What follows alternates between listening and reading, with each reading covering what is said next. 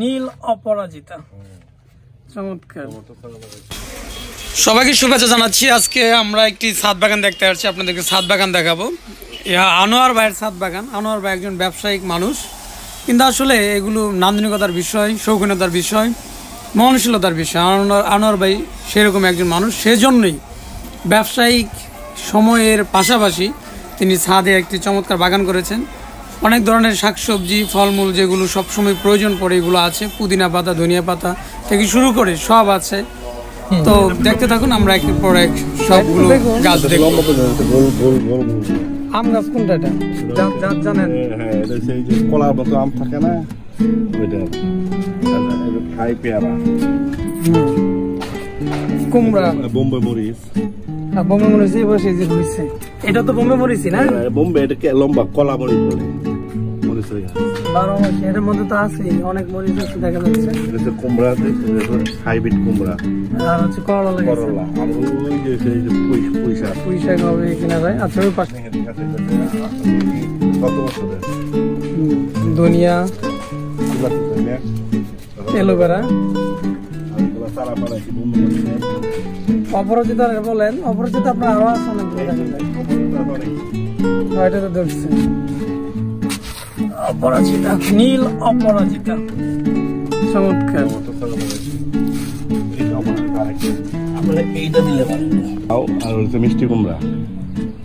এটা কি?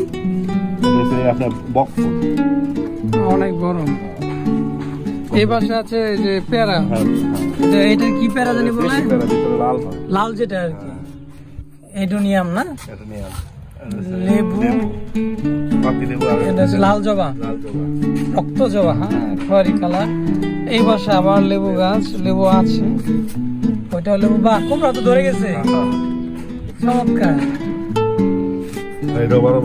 12 মাসি মরিচ, মরিচ আছে, অনেক মরিচ দেখা যাচ্ছে। আবার লেবু, লেবু তো ধরছে অনেক, অনেক মরিচ।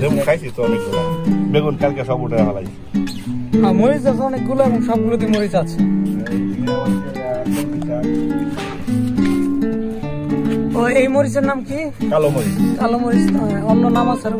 কালো মরিচ চিনে? এটা কি কাল সুন্দর না কি জানি বলে? কৈলাস, ড্রাগনও রাখছে। বা আমাদের পরিচিত সেই কলমি শাক, কলমি ফুল সাদা, চমৎকার। অনেকটি মরিচ গাছ, মিষ্টি আলু গাছ আছে, মিষ্টি আলু আর মরিচ গাছ, তুলসী গাছ। মানে মোটামুটি ভাবে আমাদের দৈনন্দিন কাজে যা যা লাগে মোটামুটি সব আছে। ওই কারি পাতাটা আমার কাছে নতুন, এটা আমি আগে কখনো দেখি না। এটার ইটা বলেন তো, কারি পাতা কি করে? কারি পাতা ইন্ডিয়ানরা বেশি খায়, অন্য সময় তরকারি রান্না লাগে। এটা একটু টক জাতীয় না? না, একটু সেন্ট, ভালো সেন্ট আসে, বাগারের সময় দেওয়া হয়। ও আচ্ছা আচ্ছা।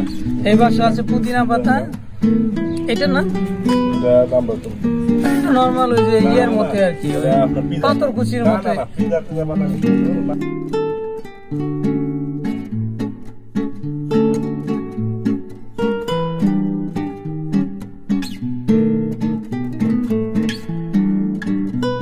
যাক, আমরা একটা ছাদ বাগানে এসেছি, ছাদ বাগান দেখতে। আনোয়ার ভাই, উনি আসলে খুব শৌখিন মানুষ।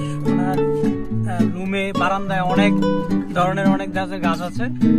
তো আর ছাদে দেখতে আসলাম। ছাদে আসলে দৈনন্দিন জীবনে যেই জিনিসগুলো প্রয়োজন পড়ে, মরিচ, টমেটো, লাউ গাছ, মিষ্টি কুমড়া, বিভিন্ন জাতের গাছ দিয়ে কাঁঠাল গাছ সবই আছে। ওই পাশে শিম গাছ করেছেন, আর কিছু ফুলের গাছ আছে ওই প্রান্তে। আমরা দেখলাম আমরা নয়নতারা, এই পাশে দুর্বা ফুল, দুর্বা গাছ। এটা কি?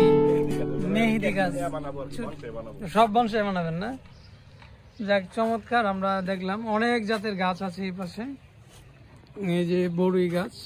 তো ওনার বংশের প্রতি একটা ঝুঁক আছে, আমি সেটা বুঝতে পারছি, কারণ অনেকগুলো গাছকে বংশে করার জন্য তিনি রেখে দিয়েছেন। তো ছাদ বাগান যাদের ছাদ আছে তারা প্রায় মানুষই করে। তারপরও কিছু কিছু মানুষ আছে যাদের ভালো লাগে না গাছপালা, তারা হয়তো করে না। এছাড়া বাকি সবাই ছাদ থাকলে ছাদ বাগান করার ইচ্ছা থাকে।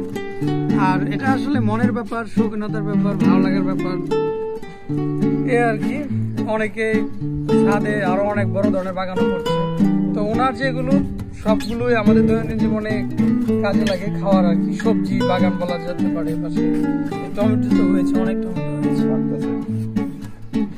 আর ওনার এই যে ফুল ফলের গাছও আছে।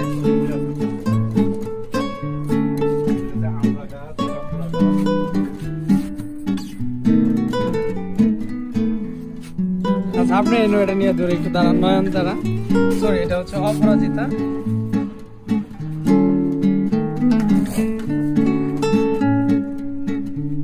ঠিক আছে, অনেক ধন্যবাদ। এগুলোর নাম ক্যাকটাস। আচ্ছা জি, চমৎকার।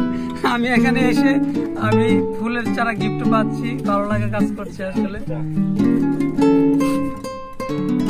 জি, থ্যাংক ইউ। তো যারা সাথে ছিলেন, আমার ভিডিওটি দেখবেন, তারা মতামত জানাতে পারেন আপনাদের ছাদ বাগান আছে কিনা, কিংবা এরকম হবি কার কার আছে। আমার গাছের প্রতি কি আছে।